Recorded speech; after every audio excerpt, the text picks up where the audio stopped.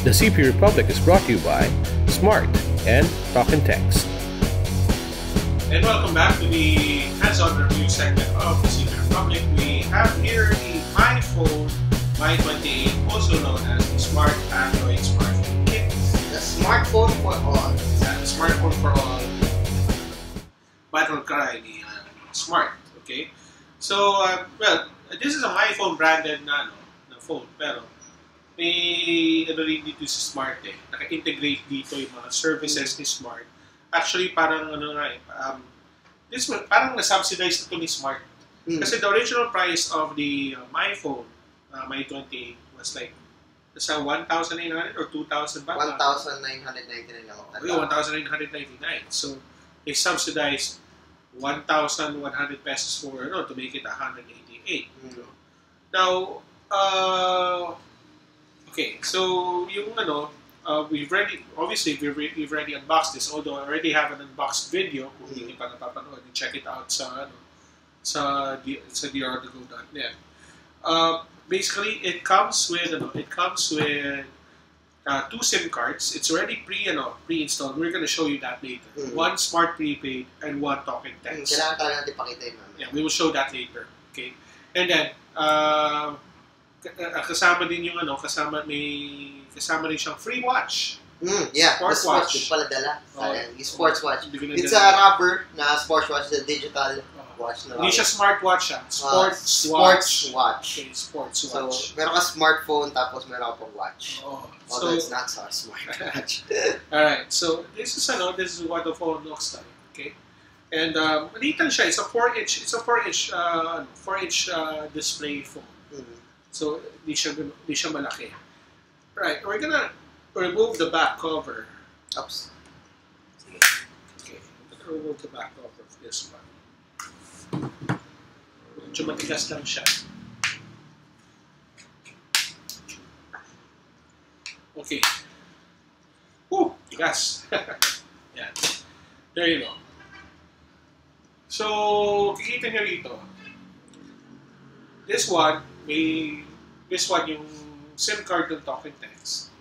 And let's say yung second SIM card. SIM 2 is this one. Napapansin nyo may tape siya. Okay. Now because it has a tape, ibig sabihin, you cannot remove it. Unless actually pwede mo tanggalin yung tape. Pero there's a big but. There's a big but if you remove the tape. This tape we're talking about here. There's a big but. If you remove the tape, ano mangyayari dyan? Well, mawawala na kayo ng warranty. Yes. Yes. So, mawawalan kayo ng warranty if you remove this tape. Alright? So, don't remove the tape unless gusto nyo mawalan ng warranty. Sayang naman. Sayang. I don't suggest because maganda naman ang mga offerings ng Smart Prepaid. Kasi hindi lang naman kasi basta-basta SIM card yan. Meron siya freebies eh. Yes. Once itanggalin mo yan, wala ka na rin freebies. Yes, which we will discuss it later. Yung mga freebies nitong Smart Prepaid. Itong Talk and Text, technically you can remove it. Pero as far as I know, it's already locked. As far as I know. I may be wrong, pero as far as I know, it's already locked. So, I don't think na kailangan patanggalin. Why bother? Maganda rin ng yung mga deals sa Talk and Text. Mura. Yung mga main promos, AM15. Yung recently is AM15. Diba? Unli text, unli call, then meron ka pang data. Sulit. Sobrang sulit nga. Yeah. So anyway, yan, pinapakita lang namin sa inyo na ganoon dapat.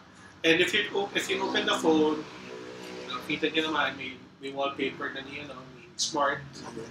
Okay, and nakalagay na rin dyan yung mga ibang Smart applications. Smart apps. Now, for a price of 888 pesos, and we have reviewed, for how many years, Jam? We have reviewed phones that are worth 1,999 pesos and below. Ang nangyayari, these are phones that are, honestly speaking, parang di mo naman magagamit eh. Normally, pag ganun presyo, ano mo magagamit sa cellphone eh? Kasi wala masyadong storage na malalagay.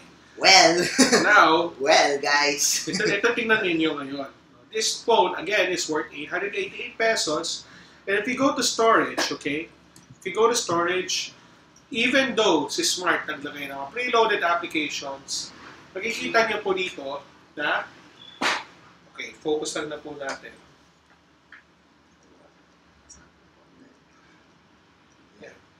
As you can see, available niya is 4.79 gigs sa internal storage. So, ibig sabihin Ang dami pang pwedeng ialagay. Guys, hindi yan micro SD. Hindi yan micro SD. Oo, hindi yan micro internal SD. Storage yan. Internal storage yan.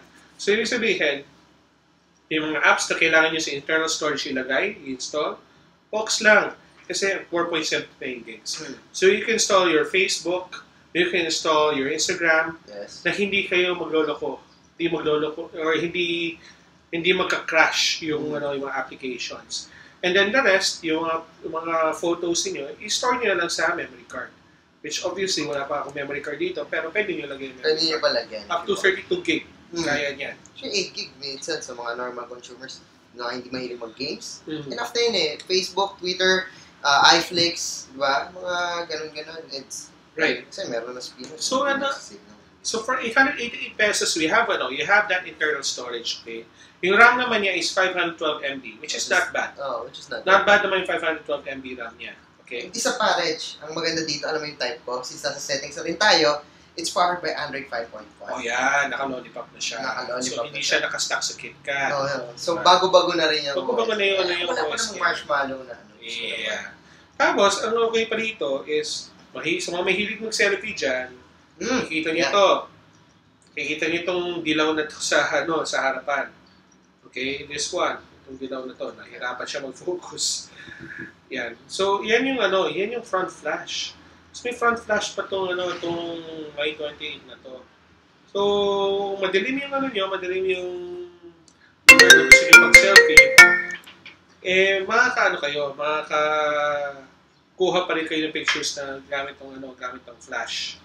So, actually, may mga sample photos tayo. Actually, you can do the sample photos now with the flash. No? Pero ako, kumuha ko naman sample photos. Wow, we were in Hong Kong. No? Jamin na we were in Hong Kong for a short period of time. Yeah. Where, anyway, you're gonna see this. I-share namin yung picture. Yun na, nagpa-flash ba? Flash ba? What? Ano? Flash. Yan. So, ito yung mga sample photos. Tagal niya mag-focus. Yeah. Nagre-reflect kasi. Yeah, yan. See? Hey, not bad, ha? Yung tanong mo lang. Okay naman yun. Yeah, it's not bad. So, these were night shots taken. Okay, night shots taken. May mga daytime din. Pero overall, it's okay. Mukha pa ni John Nieves of the box. So, for 880, for 880, that's not bad. It's not bad. Now, how about for gaming, Jam? What do you think about for gaming? I have here Minecraft. It's one of the most popular games sa Play Store. It's a Minecraft Pocket Edition. And actually, hindi naman siya sobrang demanding. Pero once nataasan mo yung render distance, nagkakamera na ng problema sa ibang smartphones. And in the case of my phone, my 28, makikita natin. Iano natin yung yung pinaka niya. Yan. Makikita niyo, mabilis pa rin naman siya since this is using an spread-through na quad-core processor. It's comparable to MediaTek quad-core processor. Makikita niyo kahit nagre-render siya na sobrang dami. Kasi minsan sa ibang smartphones, nahihirapan na yan. Especially sa mga affordable smartphones. Pero dito okay pa naman siya. Super smooth. And wala naman nagiging problema. Yan. So, makikita niyo, super smooth. Wala nagiging problema. And try natin although pagdating na sobrang heavy na processing na, ito kasi medyo medyo maano to sa processing eh. So, lagyan natin ng TNT.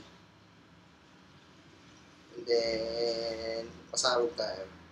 Ito medyo maano natin, nahihirapan namin sa maraming smartphones dito. So, pag sumabog yan, natin malalaman. So, yan. So far, hindi pa kasi kakunti lang. Pero, once na sobrang sabihin natin, punuin natin, try natin ulit. Medyo mabigat yung processing kasi CPU heavy itong itong Minecraft eh. I don't think it's recommended for us to play using yung mga Nova 3 games, yung mga Asphalt 8 games. Mukhang mahirapan yata dyan. So far, alam ko, with spread-through processor, yan. So, medyo naglag na siya. Naglag na. Oo, yan. So, medyo nagtagal pa kasi kaya naman siguro pero sobrang hindi smooth. Yeah. Although it's playable. But still not bad. Yan. So far, yun yung actually, parang meron lang problema dito. What are those blacks? Okay, so wala lang. Meron na ng graphical error sa Minecraft in where na may mga blacks na supposedly ay stones and cobblestones. So, yan. That's it for the gaming ni my phone, my 28. Yeah. So, well, as the price would suggest, no, it's mainly mainly targeted for smartphone newbies. You know, those who are or yung mga or kahit yung mga bibili lang ng ordinary yung phone, ba't pa kayo bibili ng ordinary yung phone? Kung makakabili na kayo ng smartphone. And like what we said, no, the Smart Prepaid comes with freebies. Okay, ano mga freebies ito? It's already, but as long as mag-load kayo ng at least 100 pesos a month, magkakaroon kayo ng rebate of 30 pesos per month ng load rebates. Right. For 1 year, ha? For 1 year. So, as long as 100 So, kunyari, itong January, nag-load ako ng 100, magkakaroon ako ng rebate na worth 30 pesos right. sa load. Bukod doon, every month for 1 year, may free data of 100 MB. Which is enough na yun para sa mga Twitter, Facebook. Facebook lang. Hindi, may free Facebook pa. Free Facebook pa. So, may free Facebook naman. ako, hindi ko sure eh. May free Facebook pa. So, wala na tayong poproblemahin sa Oh. Facebook, which is matakaw na sa data nyo. Yeah, so, di ba?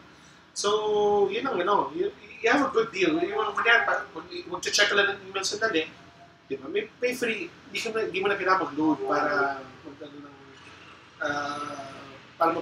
para mabawasan ang load mo to check an email. May free 100 MB kayo. So, ano ba to? Sulit ba? Of course, guys, sulit ang 800 MB. Sobrang sulit sa totoo lang. Akalain mo nga, nadala ko pa sa Hong Kong yan. Nadala ko pa sa Hong Kong yan para gamitin. For 888, ang dami mo ko eh. Kasi sa freebies pala, parang bawi na 888 mo. Actually, oo. Parang Tama bawi ka. na, oo. Sobrang kasi 100 MB per month for 1 year. At tsaka, hindi mo na kailangan ng saucy na phone para makapag-spinner ka tsaka mag-iFlix. So like, iFlix is mga favorite ko kasi pwede ka talaga na iba't ibang movies. Yeah, diba? So guys, mabilis ito maubos, okay? Parati ito nauubos. Kahapon dyan, ha? Nagkaroon ng sale. Nagkaroon ng sale ulit itong itong iPhone 28. Lumalabas na 100 units per hour ang nabibenta. 100 units per hour? Yes, lumalabas. Wow. Sa kahapon, saan nga ba yun? Sa North EDSA ba yun? Parang nabasa ko eh. Pero, ganun kalakas ang benta nito. So, guys, if I were you, you want to buy this phone, you buy it from the Smart Online Store right away. Ngayon na, kasi walang stop, talaga. maghanap na kayo kung saan. Ang dami yung pwedeng bilhan. Yes. Okay, ang dami yung pwedeng bilhan. Hindi lang naman sa Smart Online Store exclusive yan. Try going to the smart stores or try going to the My Phone stores. May nagbibenta niya. Guys, sa mga nagsasabi na 2,000 daw yung iPhone 28, it's dun yun sa mga My Phone stores. Oo. Pero if you'll get this smartphone sa smart store, smart online store, smart kiosk, dun yung makukuha yung 888 pesos na presyo. Yes. So, dun talaga kayo bibili sa smart. Sabi Doon nga dapat. Doon lang dapat. Alright, so that concludes our review of the iPhone 28 Smart Android Smartphone Kit. Again, pag nakita nyo ito, huwag nyo pakawalan, bibig nyo na kaagad. Alright, and then please stay tuned. We'll have our next review sa Secret Republic.